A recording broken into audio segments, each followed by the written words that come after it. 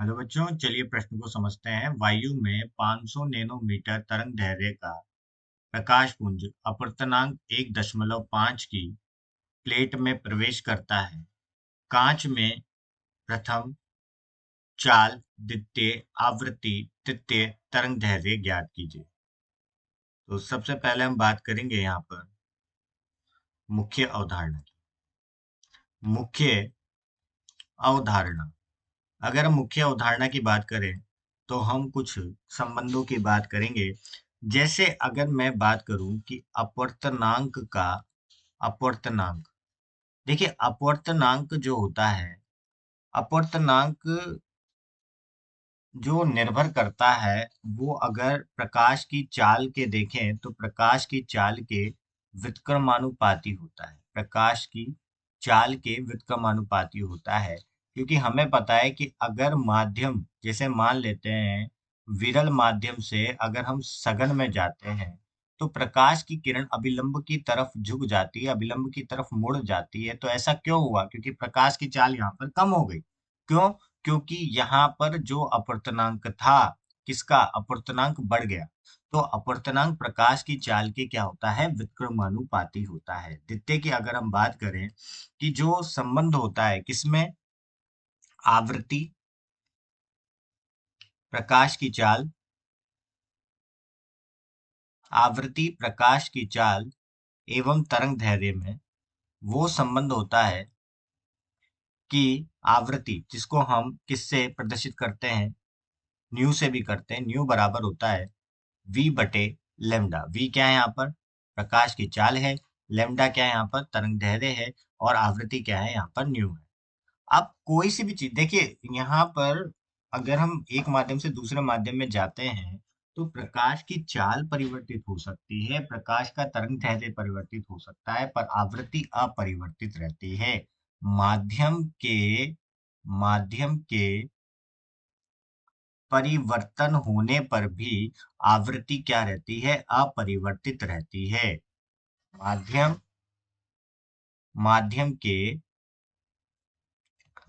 परिवर्तन होने पर भी आवृत्ति अपरिवर्तित रहती है। अगर प्रकाश की किरण एक माध्यम से दूसरे माध्यम में जा रही है तब भी आवृत्ति क्या रहेगी? अपरिवर्तित रहती है। ठीक है, तो चलिए इन्हीं अवधारणाओं को उपयोग में लेकर प्रश्न को हल करते हैं। हल। तो सर्वप्रथम हम यहाँ पर देखते हैं कि हमें दिया क्या है। बच्चों हमें क्या दे रखा है? हमें दे रखा है तरंग दैर्ध्य। हमारी जो प्रकाश की किरण है वो किस में जा रही है? वायु से कांच में जा रही है। ठीक है, हमारा जो प्रकाश पुंज है, पहली चीज तो वो हमें दे रखी है कि वायु, वायु मतलब क्या हो गया? ये विरल माध्यम। ठीक है, और अगर मैं इसके अपवर्तनांक की बात करूं तो न्यू बराबर क्या होता है? 1 होता है। और किस में जा रही है? कांच में जा रही है। कांच मतलब हो गया सघन माध्यम। ठीक है, और इसका जो अपवर्तनांक है वो हमें कितना दे रखा है? 1.5 दे रखा है। 1.5 दे रखा है, और ये होगी ए आर से ए। ठीक है, ये दे रखा है। तो अब ये प्रकाश देखिए, ये अभिलंब हो गया। तो प्रकाश की पुंज अगर यहाँ से जाएगा तो ये थोड़ा सा अभिलंब की तरफ मुड़ जाएगा। ठीक है, ऐसी घटना यहाँ पर घटने वाली है या घटी है। ठीक है, तो अब और क्या दे रखा है हमें? और हमें क्या दे रखा है? और हमें तरंग दैर्ध्य दे रखा है। मतलब प्रकाश पुंज का क्या दे रखा है हमें? तरंग दैर्ध्य, जिसको लेमडा से प्रदर्शित करते हैं। वो कितना दे रखा है? 5000 नैनोमीटर।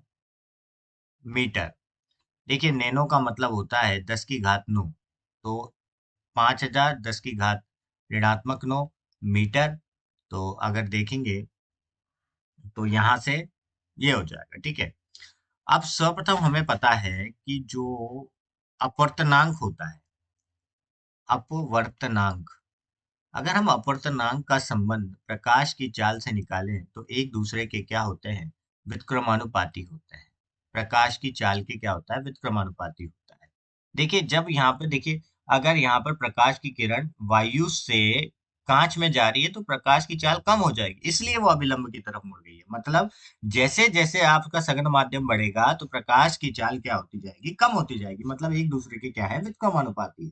तो म्यू 1 बटे म्यू 2 बराबर क्या लिख सकता हूं मैं, V2 बटे V1 लिख सकता हूँ। और हमें पता है कि वायु में जो प्रकाश का वेग होता है उसे हम किससे प्रदर्शित करते हैं, सी से प्रदर्शित करते हैं, जिसका मान होता है 3 × 10⁸ होता है। ठीक है।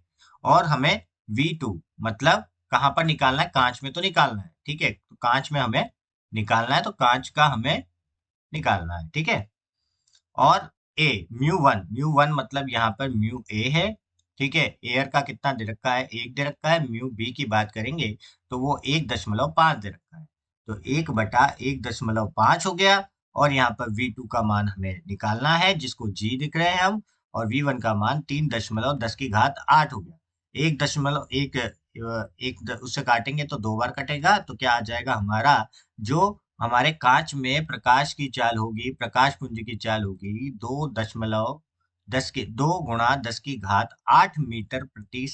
की चाल से आगे बढ़ेगा। मतलब चाल क्या हो गई है, यहाँ पर घट जाएगी। तो पहला उत्तर तो हमारा ये हो जाएगा। फिर हम द्वितीय उत्तर की बात करते हैं, आवृत्ति की। तो देखिए, आवृत्ति का जो संबंध होता है, आवृत्ति हो गई, तरंग दैर्ध्य हो गया, ठीक है, एवं प्रकाश की चाल हो गई। देखिए, प्रकाश की चाल हो गई। v तरंग दैर्ध्य को लेमडा से, और आवृत्ति को या तो आप f से प्रदर्शित भी कर सकते हैं और न्यू से भी कर सकते हैं। तो f बराबर क्या होता है, वो होता है v बटे लेमडा। ठीक है, तो v का मान हमें दे रखा है। और v का मान कितना है, जब वो वायु में थी, देखिए चेंज तो वहां पे परिवर्तित नहीं होगा। मतलब आवृत्ति अपरिवर्तित रहती है। आवृत्ति क्या रहती है, अपरिवर्तित रहती है। अगर यहाँ पर माध्यम चेंज भी हो गया तो आवृत्ति अपरिवर्तित रहती है। तो आवृत्ति क्या रहेगी, अपरिवर्तित रहेगी। तो हम निकाल सकते हैं, यहाँ पर हो गया 5 × 10⁻⁷ हो गया। तो इसको अगर हम हल करेंगे तो यहाँ से देखिए, ये ऊपर जाएगा 10⁻15, 15 हो जाएगी। तो क्या आ जाएगा हमारा, यहाँ पर 6 × 10⁻14 हर्ट्ज।